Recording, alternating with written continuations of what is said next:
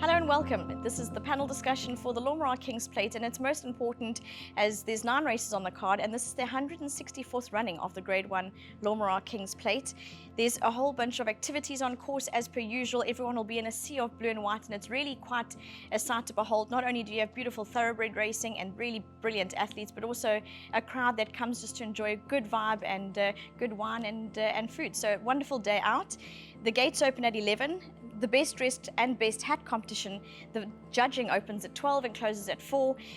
For the racing side, the pick 6 carryover starts in race 4. Very important. There's a £1 million carryover and likely pool of 5 million. So before we carry on with more details, let me introduce my guests with me today.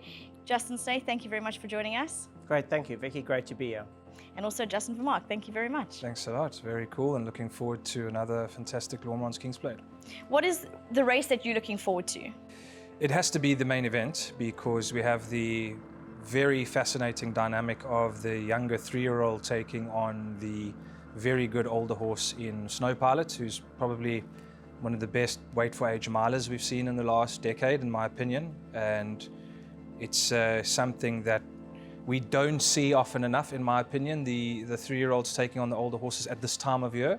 You know, abroad it's more the first half of the season the 3-year-olds keep to themselves, and then the last half they take on the older horses. Then South Africa, because of our geographical season differences, etc., we sort of keep the 3-year-olds amongst themselves for longer.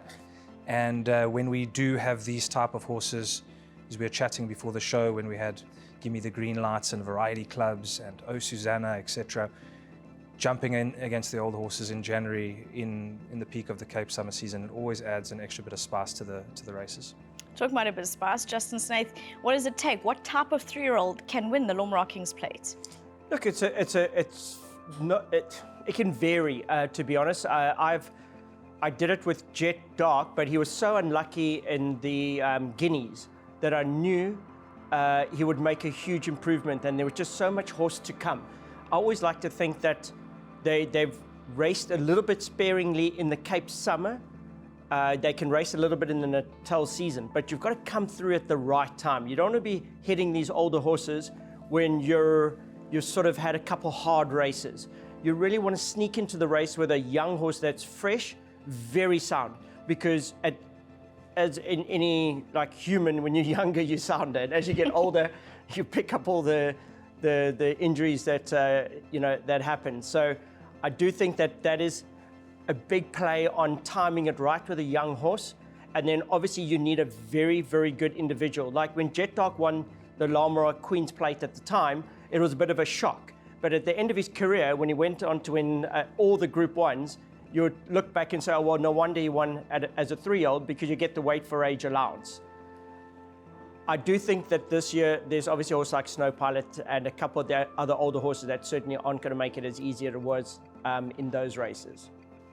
Well, let's start off at the beginning of the race meeting. Looking forward to going into more detail for the Lormerar Kings Plate race. Race 1 is the Charles Dickens Stakes. It's 1,000 meters.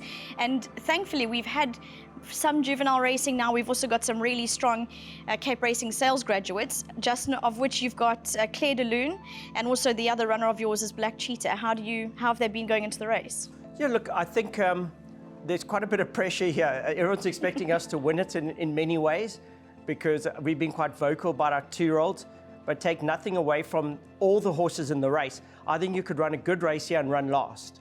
There's no weak horses in this race. There are a few rumors about the unraced horse, but I think it'll have to take What a Winter to win first time out against these horses that have raced. They're quite useful, and they've had the advantage of a run here. Black Cheetah's doing extremely well at home.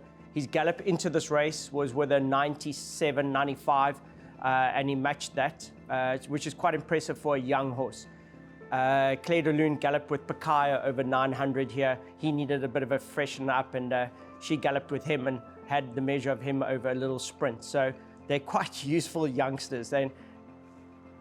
I do think Black Cheetah is probably the elect. He's shown that he should be the right horse to win a race like this. Take nothing away from Claire de Lune.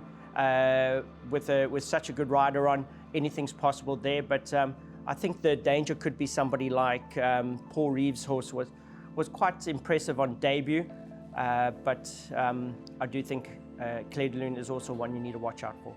Talking about horses that were impressive on debut, Justin, for Mark, you do have Paul Reeves' runner, Parental Guidance, number 3, and also number 7, Orbit, Greg Inyan's runner. Would they be able to threaten Black Cheetah, in your opinion? Yeah, definitely. It's always very hard to analyze these type of baby races. It's not just on the very little form to go with, but you also have no idea who's going to improve more than who at their next start. So just based on how these few races went, you'd expect Claire de Lune to show a little bit more sharpness. She was quite green on debut. Probably got the potential to overturn it on Orbit, who was very strong at the back end of the race. And just for me, I think Black Cheetah's race was probably the race I would want to be coming out of going into this. I think it might have been a bit stronger than the Orbit Claire de Lune run. He's very impressive when very workmanlike, with a bit of class in there as well. He was a very sharp, quality-looking yearling who was like nailed on for early baby races. So it's obviously good to see that come through. And I think with these sorts of races, you can always tell, obviously having a keen eye on what's going on at the sales, you can get a bit of an idea of those forward types of horse, and he was nailed on for this type of racing. And the owners outlaid a decent little sum for him, and they've been repaid, which is fantastic. And then the Paul Reeves horse, he's a half brother to last season's champion juvenile, Proceed, and he's obviously by Cartier, who's probably the best juvenile sire around, also the sire of Black Cheetah. So all that really precocious bit of speed is amongst them two horses, and any bit of improvement can come. I see there's obviously a bit of talk about Candace's horse, the unraced horse. I think it's hard. An unraced horse is going to have to be a good few lengths better than these horses, I think, to win. He was also at the Breeze Upsell, and he was quite a big sort of horse. So if standing looking at him, I would have been surprised if he was going to be an early 2-year-old, but he's here because he's working well and he's showing a lot at home. So he might be something special. I think he's going to need to be in order to beat Black Cheetah. Talking about investing at sales and that, we've got the Cape Racing Sales Summer Sale coming up on the 23rd of January. An exciting time, Justin, with just the 95 horses. So a lot of quality. And how are you expecting that sale to go? Yeah, sure. It's going to be interesting because as everybody knows that's watching, we are doing it just 2 days before the WSB Met. And it's going to be hosted here in and around the horse area. So it's going to be a lot of logistical preparation, but I think the whole target of that sale has been to sell forward and precocious horses that owners don't have to wait a long time for. And that has been replicated with a perfect example, which is Black Cheetah, who was off that auction, and Justin will be targeting him for the slipper in the middle of March for $1.5 million, and he'll be a big runner. And he's got a horse later on that went the same route, Handsome Prince, who's got a big chance in the 5 furlong following this race, and nice, sharp, precocious horses from that auction. Looking forward to it. And also a bunch of incentives that carry on from the 2025 sales. Race 2 is the Sharp Frank Cape B Stakes. Justin's just touched on the fact that Handsome Prince takes part over the 1,000 metres. Justin Snaith, you've got a number of runners here. Handsome Prince, Tough Terrain, as well as Highly Confidential, Champagne Kisses and Unboldy. Sometimes when we've got so many runners in a race, you might think it's because we're not sure one will win. So, is that not the truth? It's the truth. So it's a hard one. I think Justin will be very happy here because I think 4 of my runners or 3 of my runners are fillies, and they get quite a good advantage. And as you all know, fillies are just more speedy types, and you could expect a good run for them at the weights. Champagne Kisses with 50 kilos on its back, it's got to be a horse that's got to go into play. I think this race is a minefield. Andre Nell's horse, I do like a little bit. I think it's got good solid form. Cork Bay with 54 kilos on its back. An interesting runner for us and my brother, who's quite a shrewd on form in that, is Highly Confidential, purely because it's running features down in class into a race like this. Then certainly a horse that you really have to Unbaldi's coming back from a wind operation, so he may just need his first outing back. I'm not a big fan of the outside draws up the straight at the moment at Kenilworth. I'm hoping that changes. I'm a little bit unlucky that some of my horses up the straight on Saturday are drawn on the outside, which, if it runs like it has been, is a major disadvantage. So if the Southeaster kicks up, it may help a little bit. I think punters should just be aware of that and keep a lookout. A horse that I do think is one that you might have to throw in is a horse like Tough Terrain. Great comeback run. I have set him up for this race. I've done everything I can to ensure that he'll run his best possible race here. And with the European champion jockey on, I've laid it on a platter for him. So I'm hoping that he can run a good race here. You're quite excited about Ocean Murphy coming. I know you've been speaking about it for a while. If you deal with the jockeys I do on a daily basis, you'd also be excited. We've spoken about this, Justin. You've got to give them confidence. Listen, after Joburg, I thought he might not come back. So I'm just glad I've got him back into Cape Town. He's a good friend of the family, and can't wait to hopefully just give him a nice solid card. And I just, for us from Snaith Racing, is to actually have fun with him here in the summer, and almost like he's too professional to think that this is a holiday. He's just that type of jockey. But I really want him to walk away from his summer here in the Cape and say, my goodness, I want to be back there. And that for me is the main goal with having him here at Cape Racing. Justin Vermaak, this race, how do you feel like it's going to go? I agree with Justin. I think it's wide open. The other 1,000 coming up is also very, very open. As Justin correctly touched on there, the outside draws up the straight have been perceived to be a bit tougher. I think that is the case. I'm not exactly sure it's as dramatic as what some people may think it is. We are trying our best, and have been in the last week and this week coming, to try and level the playing fields in any way that we can, whether through irrigation, grass cutting, etc., etc. Every track in the world has a track bias, first of all, and obviously you as an operator need to try and make it as fair as you possibly can. But you'll see when you watch sprint races in Hong Kong, they all come to the outside. Maidan, they all go to the outside. I remember Hollywoodbets Scottsville over the years, if you weren't drawn on the rail, you couldn't win. And now it's sort of moved to that. So it's an ever-balancing condition with tracks that you have to try and get right. And obviously, a lot of the stuff only really comes out when you actually have the horse races. So I know the Merchants was quite tricky, and it looked to favour the inside horses. We had a good look at it. I don't think it helped that 80% of the horses drawn 10 to 20 were about 100 to 1 plus. So that didn't help the outside runners either.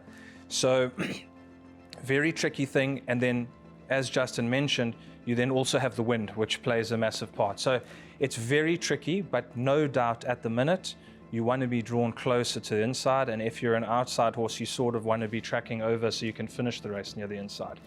And I think, like you said, and again, I'm giving you a long story here, I think this horse Tenango is probably the one, but he's drawn 13. So there's a bit of 1,000, Justin, you can maybe get away a little bit more with 1,000. Definitely. The draws. But when we head to the 1,200, it plays a little bit more. I think 1,000 we might be able to get away with here. If like Justin fancies the horse with a 13 draw over the 1,000, I think if it's good enough, it'll win. But over 1,200, it gets a little bit more tricky. Sure. I think also pace dependent, because if you jump out those pens and you into stride, you can track over without losing much ground at all. Exactly. Yeah. But at 12, there's one last hill that catches the guys out. So that and horse, it is quite a hill. That horse Tenango, he looks like the one on paper. And a horse like Icy Blast, who's now dropped, he went from a 94 to an 88 in one run last time. So I think that'll help him, because he's been carrying 62, 61 and a half in these races in this class, and now he's down a bit. But the fillies have all got a big chance. Handsome Prince, if you ignore his last run, he's a huge runner. So I think with the blinkers off, maybe we see a bit of a return to his earlier form. It's tough and wide open. Race 3, the Franschhoek Motor Museum Winchester Sprint Cup. It's over the 1,000 meters, and last year's winner was Thunderstruck, followed by Isi Vungu Vungu, who's now had a wonderful, well, he's over in America, and it's just fantastic to see the whole of South Africa sort of carrying him. And Mufasa was third, Bereave was fourth. This race is it's a wonderfully competitive event. Justin Vermaak, I'll start with you. Questioning, he's come into the race. You also have horses like Mukapitano, who's put a line through his last run. He's most certainly a better horse than that. But do you think the 1,000 meters is going to catch a few horses out? I think so. It will be super quick because there are very quick horses in this race. And Ziasha is one. It was very nice for a few reasons to see this horse win last time for Clinton Binder and the Hollywood team, which brought him down with the Cape Fly as the target. He's a horse that I picked up one day at Turfentine, he won a plate race of sorts, and he beat a fast horse called Cliffhanger. And he was so quick, he reminded me of Tommy Hotspur. I still said to Owen afterwards, that's a serious sprinter. And then he ran a short head behind Thunderstruck in one race. And then as sprinters tend to do, they sort of, they hover around, and then one day they throw in a big performance, and you think, oh my, that sort of came out of nowhere. I remember the horse of Candace's, that Russet Air, he was like an 82 till he was 4.5.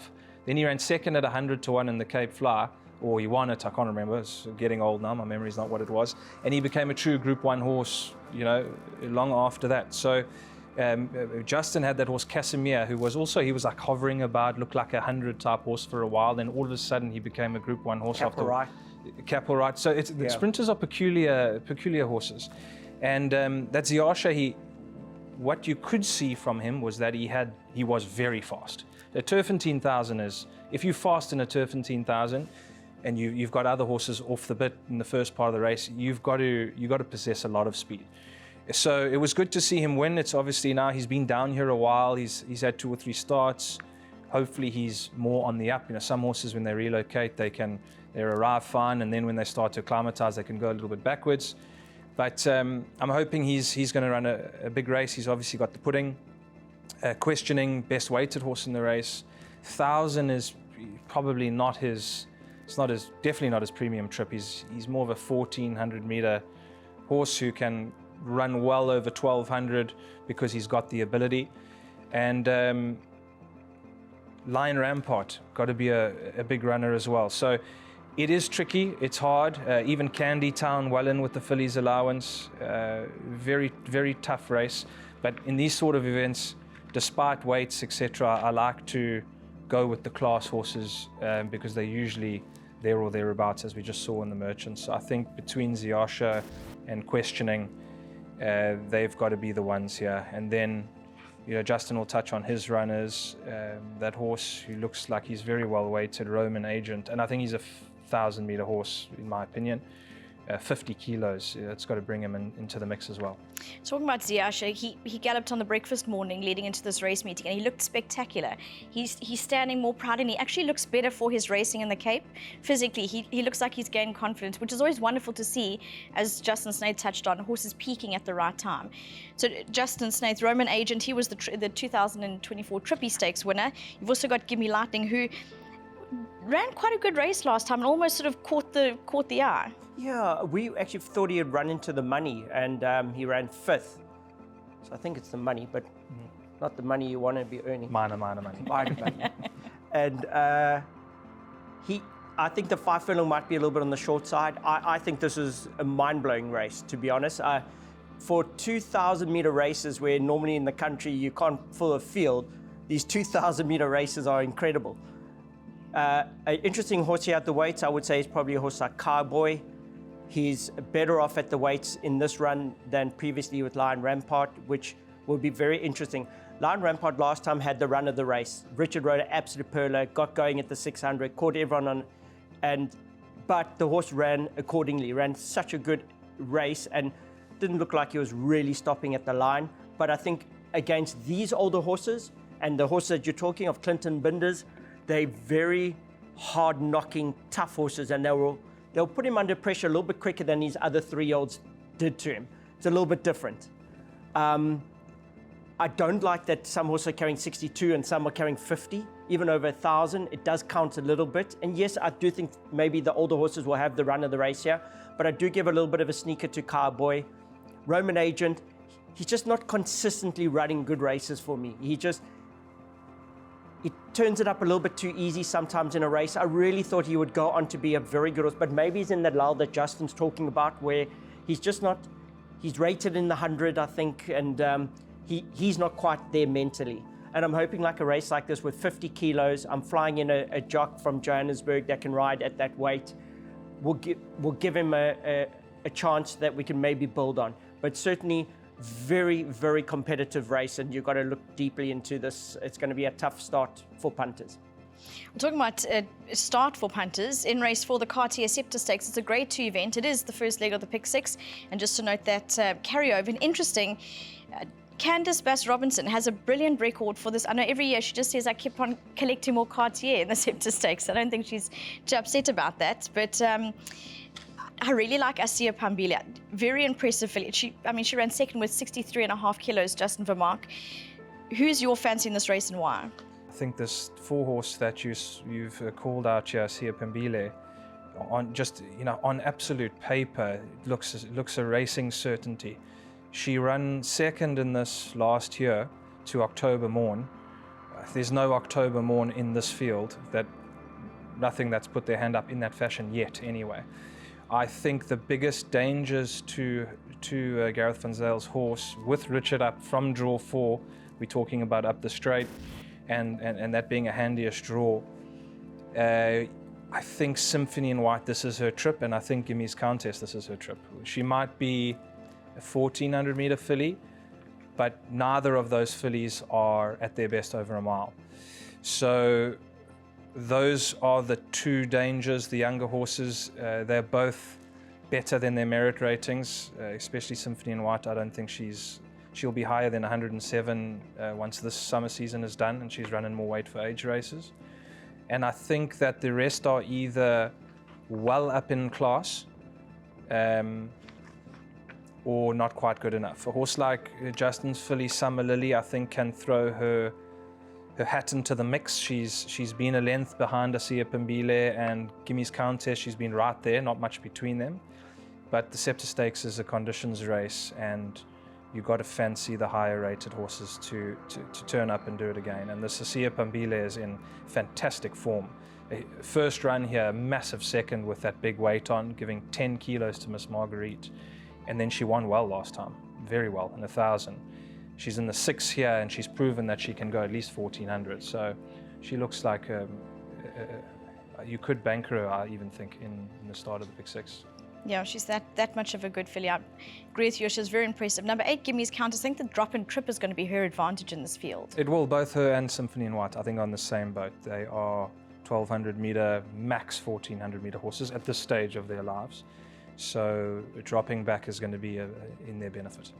Justin Snaith, you've got Siddeley number 9 and number 11, Summer Lily. Summer Lily's been very consistent. Look, Siddeley, she's sort of, you just, wherever you put her, she runs well. Oh, she's unbelievable. She was like the stable companion for Highly Confidential. You know, like, he was like, oh, it needs a mate. Well, I'll tell you, the one's in the group 2 and the other one I'm swerving to win another race with. So it's quite funny how it turns out. But I think the Lancaster Bombers are just, they're quite impressive, and she's a gutsy filly, and we'll take our chances because it looks like there's a one standout horse. Gimmy's Countess, I'm rather with Symphony in White because she's finishing off her races better. I don't like the way Gimme Countess has finished off some of her races, and now back into a 12. Yes, maybe she does have class, but I'd be more with a filly like Symphony White, who's actually proven over the sprints that she's quite useful. She could easily pop up. Very tough, another tough race. I'm not too sure about my draw, how we're going to ride Summer Lily from there. I do think Summer Lily could pop up here. She is the dark horse in the race because she's just getting closer and closer. And last time she's not a 1,000 meter filly at hard 12. I wouldn't surprise to see her running into the money, but obviously Justin's touched on. I mean, would Sean Terry's horse have a bit of a chance? I don't know the Joburg form. Yeah, look. Sean worries me. I mean, no. Sean's the type of guy, easy pop up here and win some races. Yes. So, you know, with Gavin Arena on, it wouldn't surprise us. True. So there's someone, you know, if those punters from Joburg want to follow a horse, it wouldn't surprise me if he came and ran a big race. Well, he does that. Number 10, Celtic Rumours. Justin, do you give her any sort of chance? Probably not here, but I think Sean would probably be looking at a race like the Prix de Cap for a filly like this. Slightly better than a 14. But the one thing, and I've said it multiple times, and I think Sean, and to be fair, Mr. de Kock should get kudos for, is their spirit of competition is through the roof. Like, they run. And a filly like this, who's probably up against it and will be 20 to 1, she's here, she's in Cape Town, he's going to run. And I think what we see over the years, especially from a lot of Sean's horses, and Litigation is another one coming up. You wouldn't say they're good things. He's not scared to run a long shot, and the horses, when they seem to be a little bit off form and they run maybe a bit below, 9 times out of 10 you see them come back to their best form a bit later on in the season in the right race, etc., etc. So he's not scared to run, and I think Raiders have added at least 12% to this card. We got some Raiders. We are, because some of our local guys have gone missing. You're 100% correct, because You're preaching to the choir, yeah.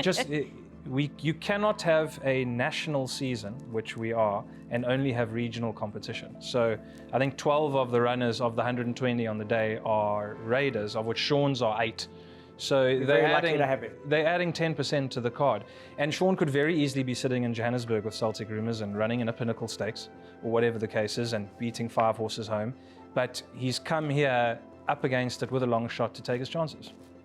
Kudos to the man, and we're happy to have them, and we need them, and the horses should be here. She's not outclassed in this race. She's got to give a kilo to other horses, but she had one run here after how it works for these guys. I don't envy them. It's, are we going to get a permit today? Let's put the horse on the float tomorrow, and it arrives in Cape Town, and now you're running in Group 2 races against horses with these great preps. So she got on a float, she got here, she ran in the Merchants. It was the Merchants, yes, correct. And a week and a bit later, she's running here as she builds up into prime condition for the Prix de Cap or whatever it is. So yeah, they're here to take their chance, and good luck to them. It's remarkable, and you are right in saying that it's wonderful to see the competition, because I think, as you say, even for someone like Justin Snaith, who you want to be competitive and you want to take on the best, but if they're not here, then you're limited. Mr. de Kock, again, a good example. He brought Heather's Boy here for the Hollywoodbets Cape Guineas. It went pear-shaped, the horse got injured, he probably won't run the season. He could have kept the horse in Joburg and run in the Dingons or run in a graduation plate or whatever the case was, but he didn't. Spirit of competition, they want to compete against the best. He's brought his horse here, it's ended badly. But a lot of times it didn't end badly, and that's the reason why Mr. de Kock has won as many guineas as any local trainer, because when they identify a horse, they put it on the float and they run. And sometimes it goes well and sometimes it doesn't go well, but then you live to fight another day. Correct, indeed. And as the card goes on, let's move on to race 5, the Anthony Rupert Wine Premier Trophy. It's a grade 2 over the 1800 meters. Justin Snaith, I'm going to start with you because you've got some lovely runners in this race, and you won it the last running with Mucha Dinero. You've got number 3, Triple Time, number 5, Magic Verse, who stepping up in trip, he's absolutely loved every bit of it. It goes on, Vro. You've got number 7, Future Swing, number 10, Pakaya, who a tricky individual. We know that he's sort of hot and cold. Number 11, Rapidash, and number 12, Without Question. Yeah, look, so if on the one horse that could be an interesting one who's come right, it's taken me a long time to get him back to where he is, and he's a horse that can compete at a level like Rascallion and Zapatlis would be a horse like Without Question. He's a horse that he's run 3rd in the Derby, he's run, I think he ran 3rd or 4th in the Met. 3rd, yeah. 3rd in the Met, although it wasn't one of the strongest Mets, but he can run a big race. He's a horse, I think, if you're taking a pick 6 in that, don't leave him out. Rascallion does stand out a little bit in form here, but I think Zapatlis is coming really good. It's just the 18 I think is his max, but after gelding it looks like he's the dark horse for me in the race that we may have to beat here with Rascallion, and then I think my horses will come into play. Future Swing last time, watch the replays, a little bit unlucky. I think he could have actually won that race. I think he would have won the race had he got the run at the right time and never saw daylight, and is going to come on from that. Certainly a horse that could pop up here. Triple Time pulled up with a little bit of a bug. I did treat him with a bit of medication to, like an antibiotic. It was a very disappointing run. Richard stuck with him, which I think is quite a big thing, that Richard is sticking with Triple Time. His work at home can be really impressive, and he's a horse that we always thought could be a big runner in the right race. So you've got to watch out for him. Pakaya is a little bit hit and miss. He is in good form at home. And Rapidash will just need a little bit of luck in running, could also run a nice race. So they're hard-knocking horses. This is their type of level, that Group 2, any one of those horses can pop up. They are at that level, Group 2 level racing. Another tough race. But as I said, those two other older horses do stick out a little bit. Magic Verse at the weights has got a lot to do. Justin Vermaak, talking about Rascallion, he's had a lovely prep. Vaughan does so well with these older horses where even if they've had a setback, they come back and they come back very well. Do you think that between Rascallion and Zapatillas that it's that simple? I mean, obviously they're going to they're going to go very faster with the Futurist in the race. Yeah, again, the Premier's Trophy is a conditions race. So like the Sceptre, we're seeing horses that were in handicaps that are now coming into conditions, and it's a different kettle of fish. So you always expect the likes of the top-rated horses, namely being Rascallion and Zapatillas here, to be the two. I would prefer horses coming out of the Green Point than coming out of the Peninsula Handicap. It's a different level of racing, and I think the biggest danger to them definitely is Justin's horse, without question. He's exactly like Justin said. You know slouch if you're running third in the Cape Derby and third in the Met. You've got to be pretty good, and he just seems to be he's had the perfect start to the season. 7 furlong into the mile, just off them over, just too short. Now third peak run, potentially over his right distance. For me, I couldn't see him running worse than third with Rascallion and Zapatillas. The question with Zapatillas has got to be on the trip. You know, he's a good miler, so you wouldn't say that 1800 is completely beyond his realm of winning, but he's only run one place in 3 attempts further than a mile. So it hasn't been his happy hunting ground. He seems to just possess that speed of a sprinter miler. And then one, I think, to touch on this horse Litigation, I just spotted here, we discussed him a little bit earlier. He's always had a little bit of something about him. He's a very good looking horse, a strong galloping horse.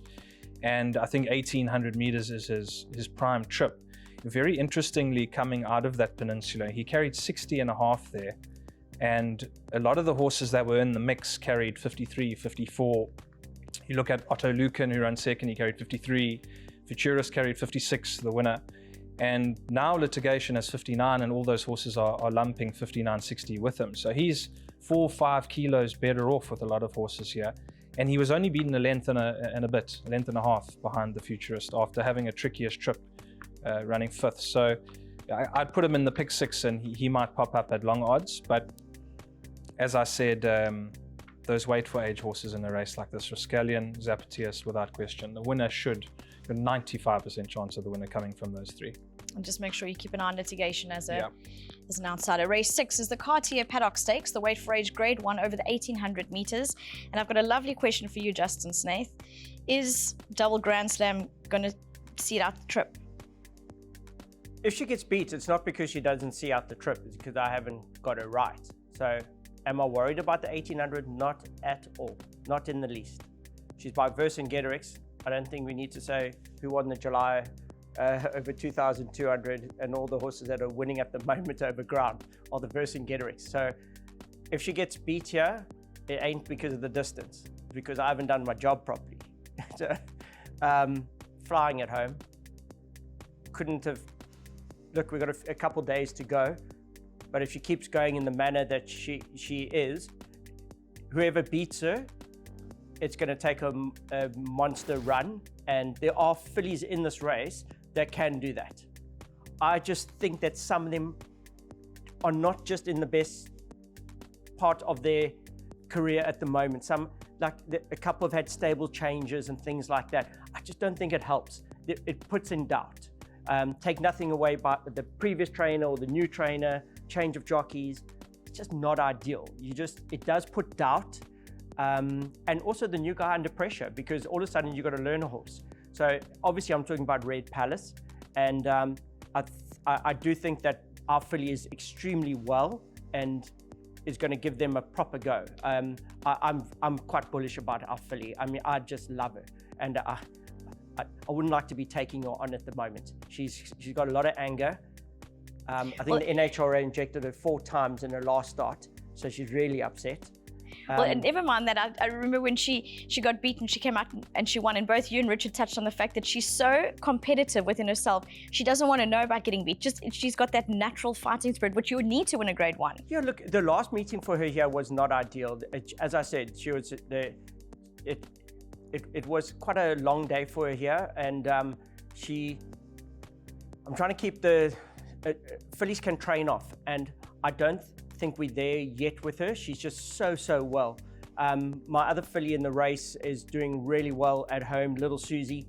She's a filly that I just don't know if the 3-year-olds are up at this level against the older horses. But in saying that, Little Susie has got the breeding to take on older horses at tough race. So you've got to be like One Stripe and all this. You've got to really be tough against these older horses.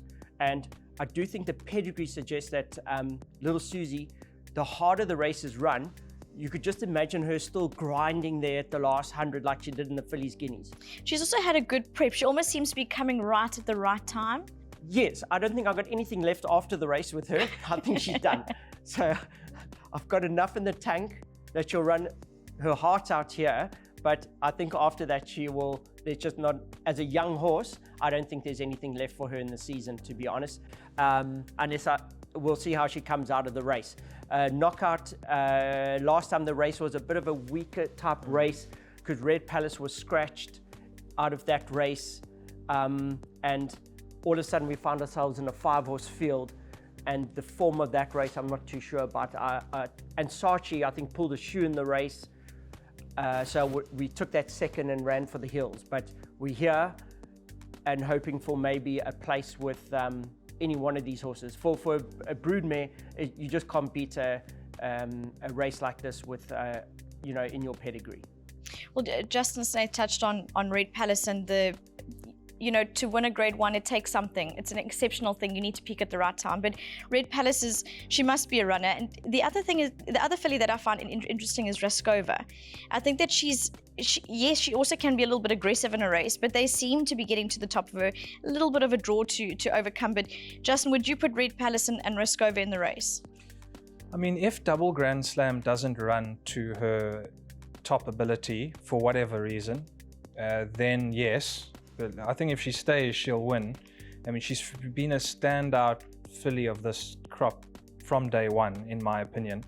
I remember chatting to the owners building up to the Fillies Guineas last year. I thought she was an absolute certainty for that race. And then she obviously ran very poorly in a couple of races there where she was obviously had a couple niggles with Justin. Clearly worked out because she hasn't missed the first 3 and 7 or 8 runs since at the highest level. So, it's third run, it's 1,800 meters, which has got to be a slight question mark. She won so well last time that you got to hope that she could get away with it. And if she does, then she'll win. Red Palace, you can forgive her for one run. The run before that was very impressive. Obviously, the change of stable and all that has occurred in the last month or so, which might not be ideal in preparation terms, but she's got the ability to affect the finish. I personally don't think Raskova will stay 1,800 meters well enough at this track. Even a 2,000 at Hollywoodbets Gravel with that short straight is a lot easier when you've got stamina question marks than here. And I think a filly for potential upset is Mike's filly. Yes, Silver Sanctuary. Yeah. That's I think today. Because this filly, she just got touched off by Beach Bomb in the Fillies Guineas last year, and she's by Silvano, full to Safe Passage, who's a very good. He won the Daily News. You got to be the best 3-year-old in the country to win the Daily News. So also nice run in a mile last time, and now she's going a more preferable distance. So she's got to be a huge danger. Big runner. 3-year-olds loved Little Susie's last run. I think she's 1,800, 2,000 will be her game.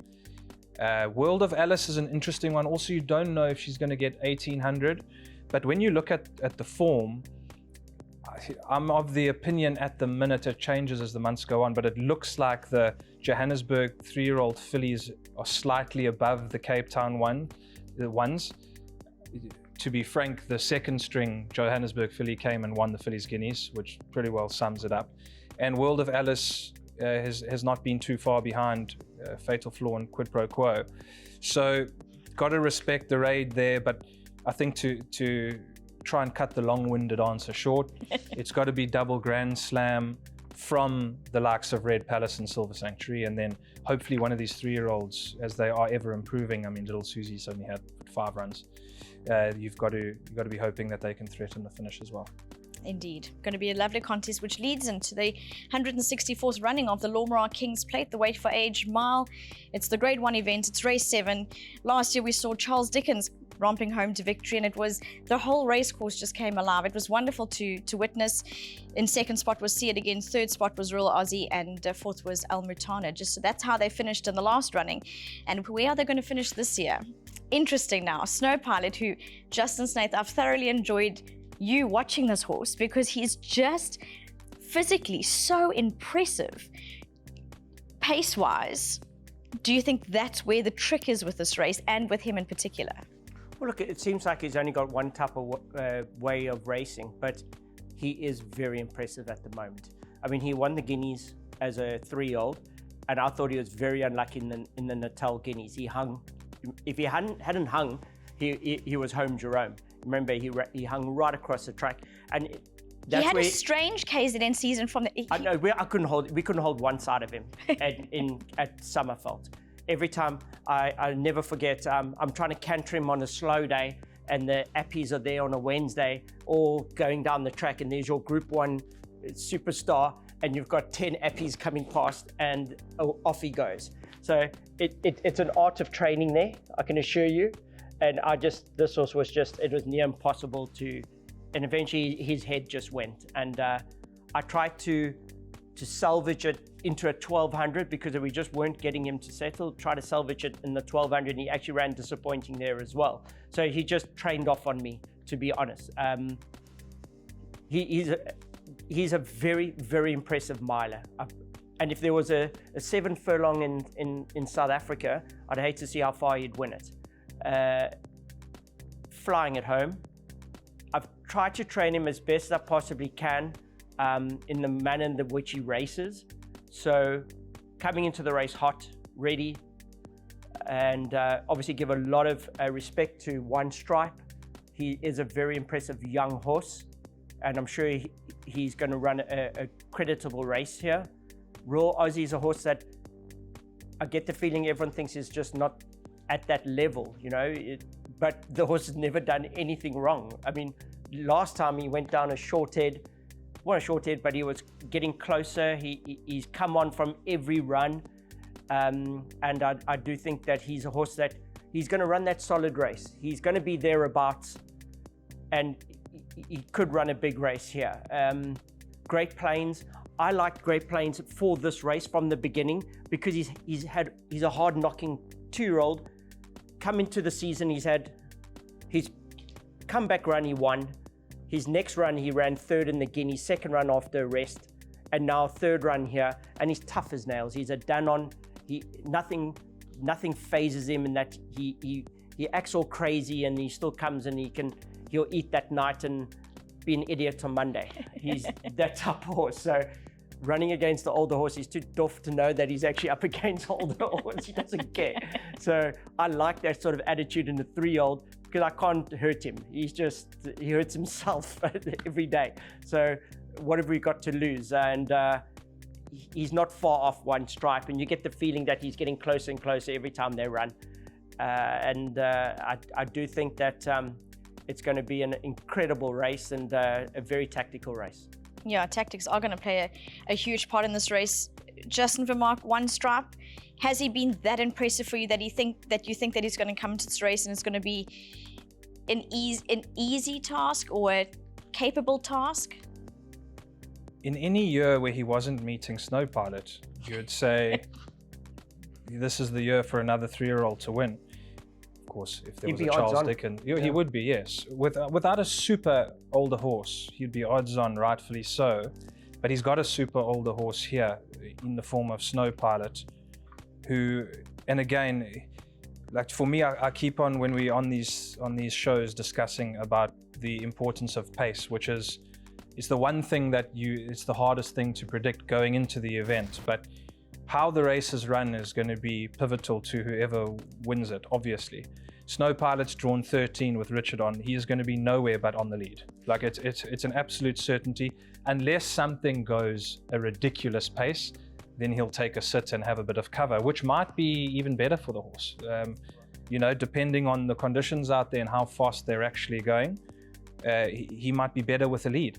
I remember Anton Marcus saying years ago about Variety Club, because he was so fast that nothing could ever, he jumped 2 lengths clear, but he always used to say, geez, I wish he'd be even better if he had something to follow into the straight, but nothing could ever go with him. He was so good. And you also can't take it away from him. If they've jumped clear and they're so fast into stride, to take it away from them, it costs them at the end. Exactly. And this horse, he's come back so good as a 4-year-old. He won the Guineas. At that time, you're thinking like, maybe not. A filly ran second, Red Palace, I think she ran second that year in the Guineas. Maybe not a vintage renewal. Maybe he's not that good. But then this year, he's come out like an absolute bull. And he's the sort of horse, for me, speaking out of turn, he's got, like, if he can come and win this race, the way Charles Dickens was winning it and that sort of thing, which I think he has the ability to do, he's the absolute perfect type of horse to go and fly the South African flag in November in America, because those tracks will suit the way this horse runs like you cannot believe. And you know, that's a few steps down the line, but in my personal opinion, I think that's how good he is.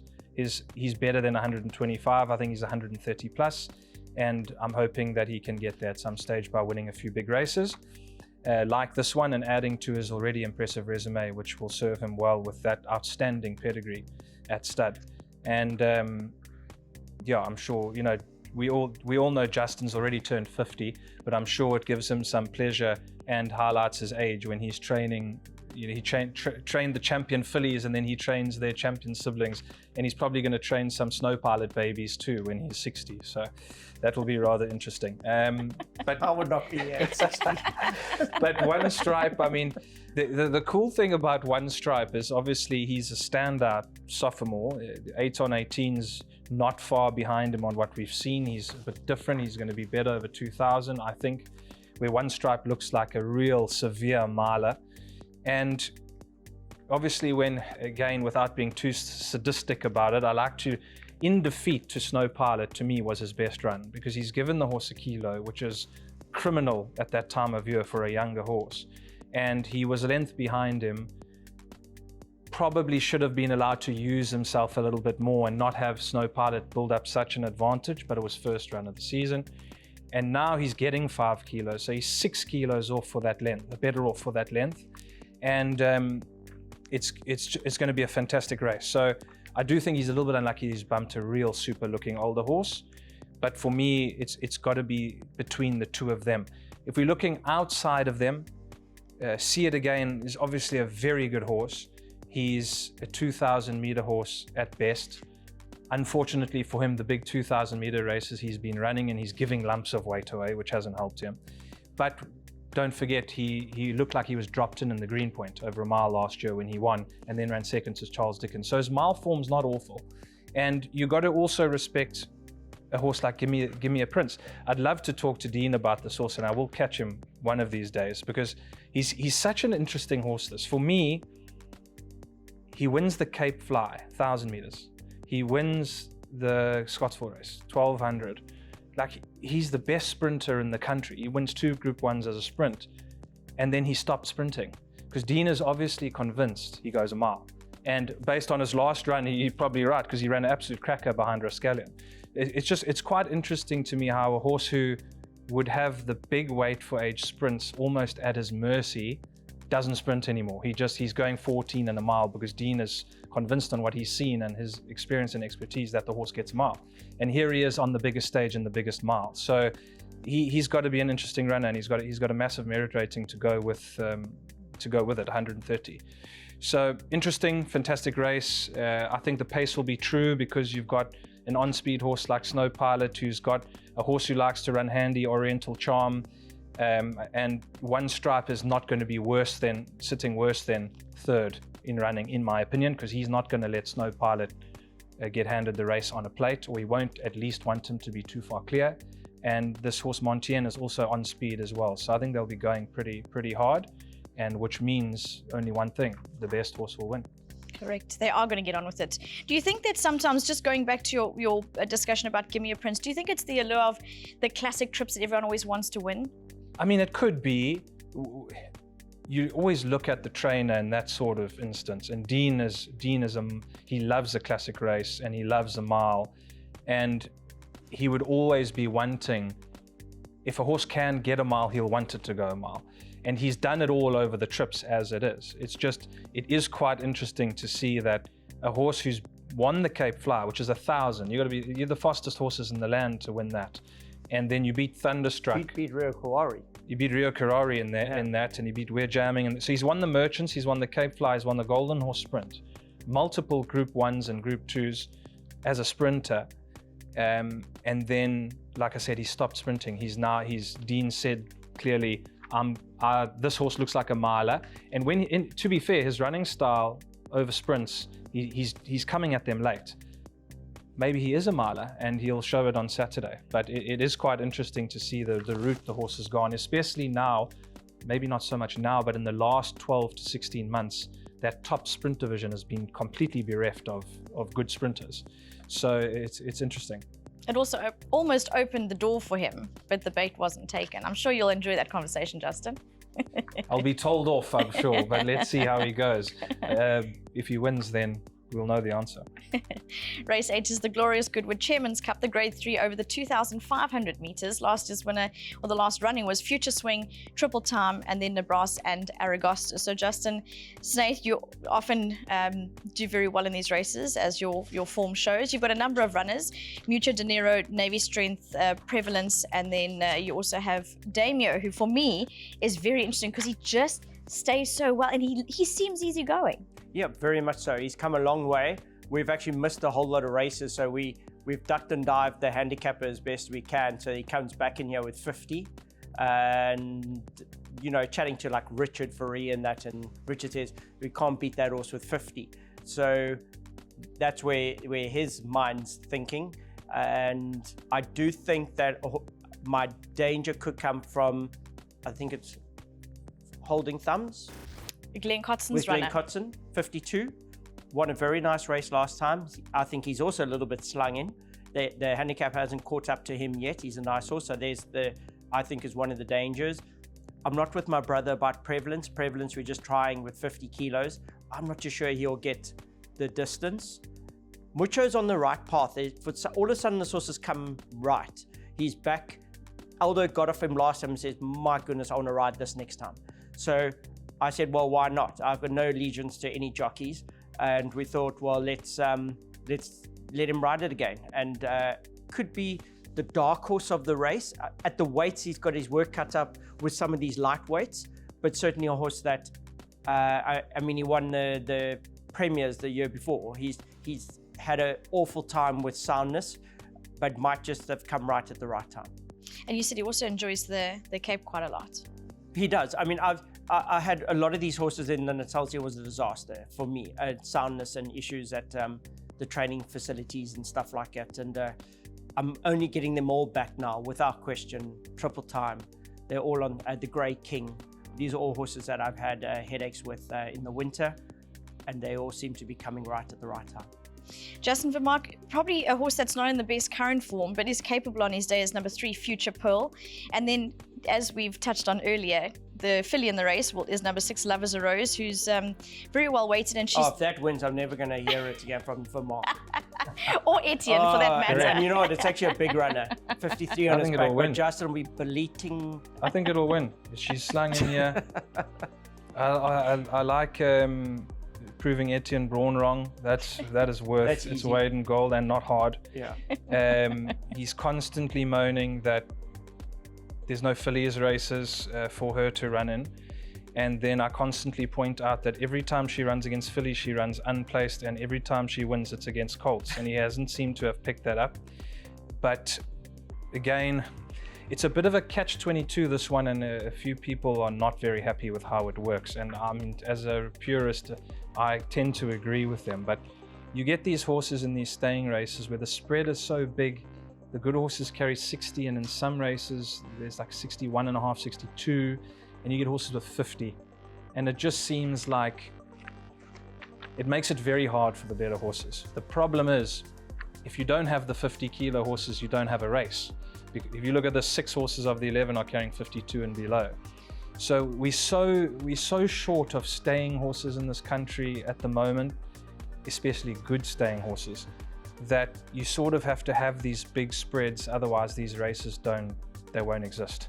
Well, they won't exist as group races anyway. And unfortunately, but fortunately for some, a horse like Damio is so well weighted here, and 92 merit rating. I mean, Justin loves to have a go about merit ratings. That is a crime against humanity, that a horse like that has a 92 merit rating. I mean, it is horrific. So Love is a Rose, I think probably a replication of that Will Avington battle here. And Future Pearl is one of the better stayers we've seen in a long time. And then he goes way off the boil, and then he comes back, and then he goes off the boil. So you probably got a couple little issues that need to be worked through, but he stays well. He's 62 kilos again. Probably this is a stepping stone into the Met Day race, which is a conditions race, which will suit the higher rated horses, where I think you'll see Mucho in those horses, maybe a bit closer to the younger up-and-comers there at better weight terms. The Woodhill Soldier, number 2, Han Solo, he's come off a lengthy layoff of loss, ran a creditable 4th considering he'd been off for such a long time. He gets this trip quite happily and quite comfortably. He does, yes. Glenn Cotson and Chad Little, I call them Aidan O'Brien and Ryan Moore, the two of them. They're South Africa's O'Brien and Moore, if you ask them. So at least they've got the horse in good form. He is an interesting horse. I can't remember exactly what race it was, sometime last year. He won here at this track, and he looked super, super smart.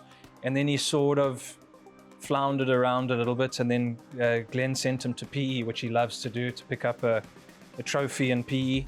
And he's come back, and his 2 runs over ground races here were good. Again, 51 in the race with Damio, where he had 50, and then touched off Love is a Rose in what was a pretty good ride in a small field last time. Again, big chance to be in the money. I just have a slight preference for that filly. I think this is Etienne and Greg Inion were arguing about her stamina. Etienne was feeling that she doesn't stay. So this 2-5 is probably perfect, and I think she'll win. And also looking at Greg Inion's horses lately in the ring, they're looking that his yard is in a very good space, which helps.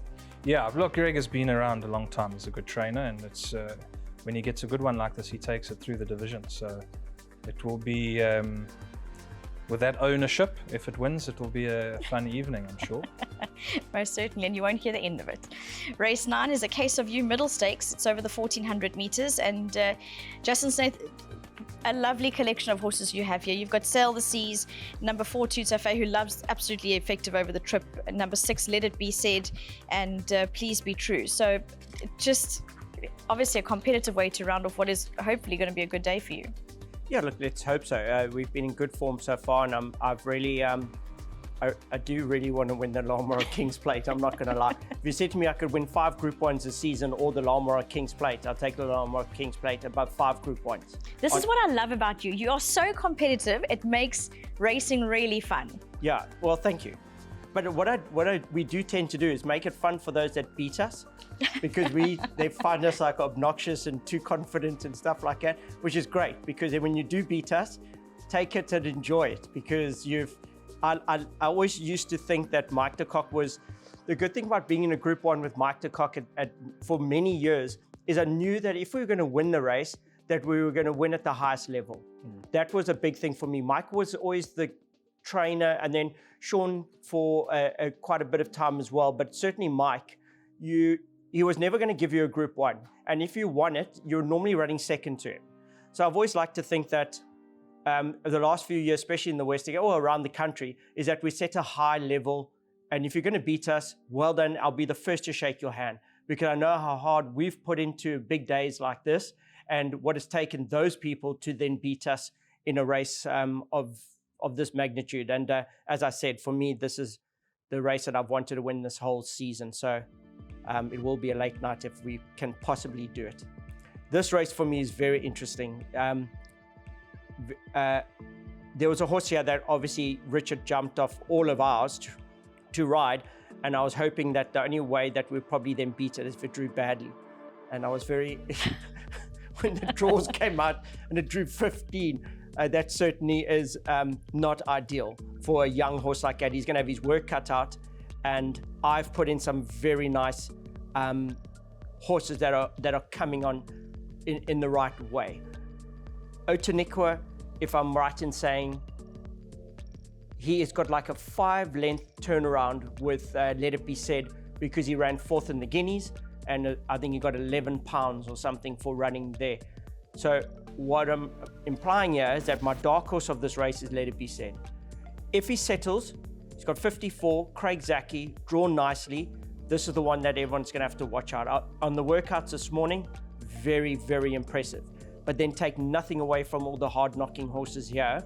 They're going to have their work cut out. I mean, what a race to end the day on. For Cortez and that guy's climbing. What a race. For a middle division 1400. This could be a listed race any day. This could be a listed race. It's a very. I mean, there isn't a 1400 like this in the country, in this division. You just have to look at the pedigrees and the quality. When they walk around here, the jocks are going to go, this is a middle division. Are you joking? This could be a Guineas anywhere in the country. So very, very competitive, and wow, what a race to climb in at the end. As I said, I've got a lot of horses here, like Sailed the Sea, didn't settle in the Guineas, went to the outside. You can expect a comeback run here. That he is a very, very nice horse, and as I said, extremely competitive field. It is very competitive.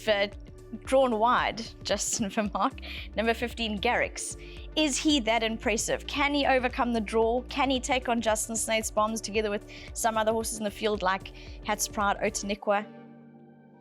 I mean, he's looked good so far. He hasn't done anything out of Class 4 yet, which always, Class 3 horse can look very good in Class 4. You have to be a group horse to beat this lot, and I think you have to be maybe better than that to give them 5 or 6 lengths head start, which he's going to be doing, unless something very surprising happens, like Richard bounces the horse and places him from the draw, which might happen, I don't know, but his racing style to date has been more switch off and run on, and he's done it very well. He's looked very good. I mean, he ran second to Let It Be Said on debut and came from the absolute clouds at a track where you can't come from the clouds. So that was where he identified himself as a smart horse, and luckily he's gone through and won his last 2. Again here for me, there's some good old knocking horses in this race that are worth their salt. Inamorare is of course in distance specialist, but the 3-year-olds for me, and again I'll have a dig at my friend here on the left, these horribly abused 3-year-olds that are always rated way too high. Let It Be Said, 89. If this horse is not 109 by the time it's a 4 and a bit-year-old, I'll be shocked.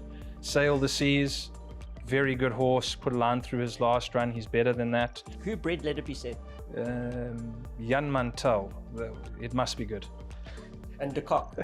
Oh, and De Kock, there we go. At least De Kock sent it to a good trainer. There we go, yeah. And I see they sold it for 240, so they didn't think too much of it at the sale. Jonathan There we Rock. go. Shrewd buyer must be. But I see what's also promising is the trainer of Let It Be Said, after 6 runs, has finally decided to send it around the bend, being out of a Delacarne mare. So I think Had to teach it to settle. it's been crying for a bit of ground. And Otaniqua, unfortunately, like Justin said, he got hammered there running 4th in the Guineas. I say unfortunately because now he's taking on horses with his rating. But I mean, you run 4th in the Guineas, you can't be a 97. It's not the way the world works. You have to go up. And that was a 1600, and he was a little bit aggressive there, I think. And he hadn't been further than the 12 at that time. Because he was aggressive. Because he was aggressive, and he's probably more of a 12, 14 horse. But being the Guineas, the trainer and the connections sportingly and commendably went for the race. And he ran a cracker, he ran 4th. For me, I've always said I'd rather be 108 and run 4th in the Guineas if I owned a horse than be a 5-time winning 67. But maybe I'm just odd. So I think dropping back from the mile to the 14 with a good draw, that's going to be up his alley. And the problem is he's got all those kilograms to give away to horses that are probably not kilograms worse than him. So I think, again, long story short, you got those well-drawn young horses, Otaniqua, Sail the Seas, Let It Be Said, who are going to be prominent in running. And then Please Be True, who's ultra impressive when he beat Empire State. I thought he was really going to go on and do good things, go Guineas route, etc. Gelded him, yeah. He got gelded, as Justin has exactly just said. Again, out of Fly to the Moon by Holy Roman Emperor, Justin's really testing its stamina by finally letting it going 1,400 meters at its 6th start. It's like painting a picture. A very slow picture. Takes So watch these horses when they eventually go a trip. But Midday. And again, so slow game. it's a very slow game, only 3.5. But those well-placed, very good 3-year-olds that we touched on with good draws, and then you've got the staying horse, Garrick's, who's potentially going to be 10 lengths behind. I don't know if he's that much better than them that he can give them a head start. Maybe the race goes in a completely different way and he's actually, Richard gambles and gets him 2nd or 3rd and then hopes he switches off because he's quite a fiery horse. I think you'd be worried that if you set him alight, he might then put his head up and go. And almost be too aggressive then from the draw and cost himself. But Richard's a better jockey than I am. So let's see how the race plays out. But Justin opened with it and he's right. That draw, if Garrick's was drawn 4 or 5 and he's sitting a length behind, Let It Be Said, and Otaniqua getting 6-7 kilos from Andre's horse, then you'd think, oh, big runner here. But that draw does throw the cat amongst the pigeons. It does. At least they'll be getting on with it. Number 11, Aspect, who's been a revelation for his owners after a wind up. He just hasn't quite stopped. But he's lacking his early pace in the race, whereas the 3-year-olds, they're a lot sharper and more aggressive earlier on. What I'm just getting at is there'll be a good pace and it'll be a good race to end off, as Justin Snaith, you touched on, a brilliant day. So it's going to be a great way to end the day. Hopefully Absolutely. You'll be celebrating. Will do. And Sean Veal's in form, and the owners they're in great form. They'll be unplayable in the midnight box if they close the meeting off. That's for sure. But another fantastic day, and we have to place the kudos and the all the credit in the place of Mrs. Rupert and Kevin and that whole team at Drakenstein for the staunch support of this meeting, which they built along with the team that helped him in the early days to build this race meeting out of nothing. I mean, as we said earlier, Justin being in his 50s was here during the build-up of, it was before my time. I didn't attend the first couple of L'Ormeran's days, but I do know from the people that were very involved that it wasn't what it is now. So the building of a race day like this, at one of the top 5 race days around the world with the World Cup and the Kentucky Derby, etc., to get to that stature, it's a lot of investment, a lot of commitment, and a lot of dedication, which is fantastic. So thank you to them. It is, and it's the 21st year. It almost becomes quite a special one. It's always sort of a milestone for everyone. So it is going to be lovely.